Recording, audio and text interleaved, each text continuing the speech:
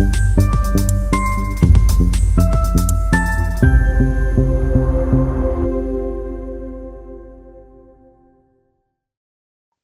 भारतीय कांग्रेस कमेटी के निर्देश पर संविधान निर्माता डॉक्टर बाबा साहेब अम्बेडकर को लेकर आपत्तिजनक टिप्पणी करने के मामले में आज जिला कांग्रेस कमेटी सरगुजा के द्वारा स्थानीय राज्य भवन में एक प्रेस कॉन्फ्रेंस आयोजित की गई।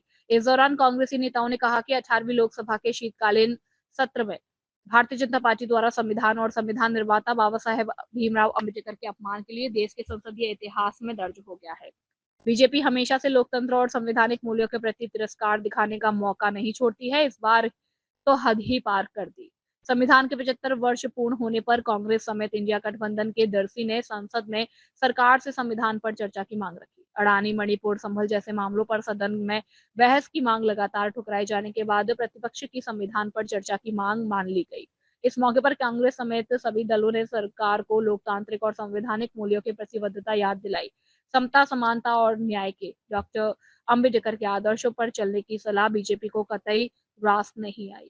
सत्ता पक्ष ने लगातार विपक्ष को बोलने से रोकने की कोशिश की है। यही नहीं, केंद्रीय गृह मंत्री अमित शाह ने डॉक्टर अम्बेडकर का अपमान कर संघ और बीजेपी की मनुवादी मानसिकता उजागर कर दी है। सरगुजा से शैलेंद्र कुमार द्विवेदी की परिप्रेक्ष्य में प्रेस वार्ता का क्या मुद्दे हैं? आज की जो पत्रकार वार्ता थी वो प्रमुख रूप से संविधान का मखौल उड़ाने वाले देश के गृह मंत्री अमित शाह जी की जो व्यंग्यात्मक लहजे की जो उनका जो प्रदर्शन था उसके विरोध में राष्ट्रीय स्तर पे, प्रदेश स्तर पे, जिला स्तर पे कांग्रेस द्वारा उसका प्रतिकार करने के लिए, विरोध करने के लिए पत्रकार वार्ता आयोजित की गई थी, जिसमें उन्होंने देश के संविधान के जनक बाबा साहब अम्बेडकर, जिन्होंने सर्वधर्म समभाव का एक वातावरण निर्मित किया और संविधान बना करके इस देश में सभी को बराबर से जीने का हक दिया, उसके संदर्भ में जिस तरह से उन्होंने संसद में व्यंग किया, मखौल उड़ाया, उसके विरोध में आज पत्रकार वार्ता थी। इसके साथ ही देश में लगातार एक ऐसी परिस्थिति बनती जा रही है जहां संसद में संभल के संदर्भ में, जहां संसद में मणिपुर के संदर्भ में, जहां संसद में अडानी के संदर्भ में चर्चा करने की मांग की जा रही है, उसकी मांग न मानते हुए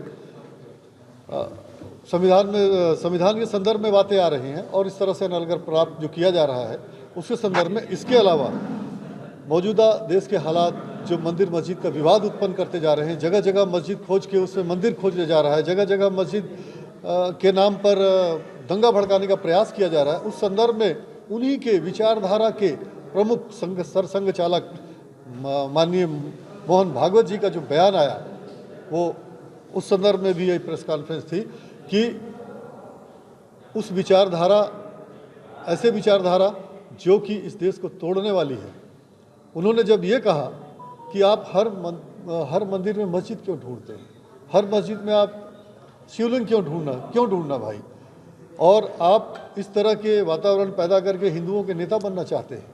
तो एक तरह से उन्होंने सो कॉल्ड हिंदुओं के बनने वाले नेताओं के मुंह पे तमाचा मारा है।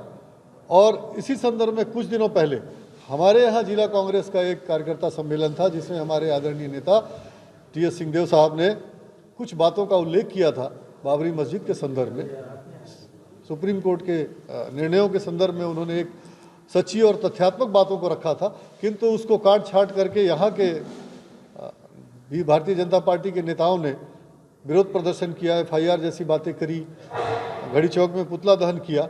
मैं आप लोगों के माध्यम से उनको ये संदेश देना चाहता हूँ कि आज क्या वो मोहन भागवत का पुतला दहन का हिम्मत करेंगे? मोहन भागवत जी ने तो टी.एस. सिंहदेव से और आगे बढ़ करके दो बात कह दिया, उनके मुंह पे तमाचा मारा है उनके कार्यकर्ताओं पर कि क्यों वो हिंदुओं के नेता बनना चाहते हैं, वो हर जगह क्यों मंदिर मस्जिद विवाद उत्पन्न करना चाहते हैं, इस देश को क्यों तोड़ना चाहते हैं। क्या वो लोग मोहन भागवत जी का पुतला दहन करेंगे? क्या वो मोहन भागवत जी के विरोध में जाके FIR दर्ज करेंगे? कांग्रेस करेगी क्या मोहन भागवत के खिलाफ? कांग्रेस तो मोहन भागवत के संदेश का, उनके वक्तव्य का स्वागत कर रही है, क्यों पुतला दहन करेगी? मोहन भागवत तो वही बोल रहे हैं जो कांग्रेस वर्षों से बोलते चले आ रही है। मोहन भागवत जी ने कहा कि 5000 वर्षों से ये भारत जो है सभी वर्गों का ये संगम स्थली रहा है। कांग्रेस भी उसी बात को बोलती है। कांग्रेस तो कभी भाई से भाई को कभी नहीं लड़ाना चाहती, हिंदू मुस्लिम में कभी भेदभाव पैदा नहीं करती, दलित और उच्च में कभी भेदभाव पैदा नहीं करती। वो अम्बेडकर के सिद्धांतों को, अम्बेडकर के न्याय संविधान को मानती है। तो हम उनका पुतला दहन क्यों करेंगे? हम तो उनके बयानों का स्वागत कर रहे हैं। कुछ इस्तीफे की मांग कर रहे थे आप। जी बिल्कुल, कांग्रेस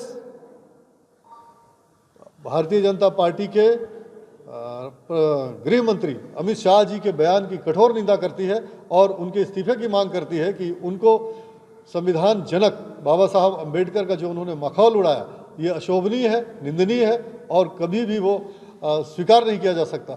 इसलिए उनको अपने पद से इस्तीफा देना चाहिए। कांग्रेस अब इस मुद्दे को लेकर आगे क्या करेगी, क्या कांग्रेस लगातार इस मुद्दे को चौक चौराहों पर ले जाने का योजना बना रही है और लगातार हम इस्तीफे की मांग के लिए दबाव बनाएंगे। ये देश ऐसे नहीं चलेगा कि आप वर्ग विभेद पैदा करके ये देश भारत हिंदू राष्ट्र की जो बात करते हैं भारत में, हिंदू राष्ट्र होने का तात्पर्य क्या है? हिंदू का अर्थ ही है सबको समावेश लेकर के चलना। सभी हिंदू हैं, सभी हिंदू एक विचारधारा है। उसमें धर्म कहाँ पे आ जाता है, मान्यताएं कहाँ पे आ जाती है, संस्कृति कहाँ पे आ जाती है? वो परिभाषा ही नहीं समझते हिंदू राष्ट्र की।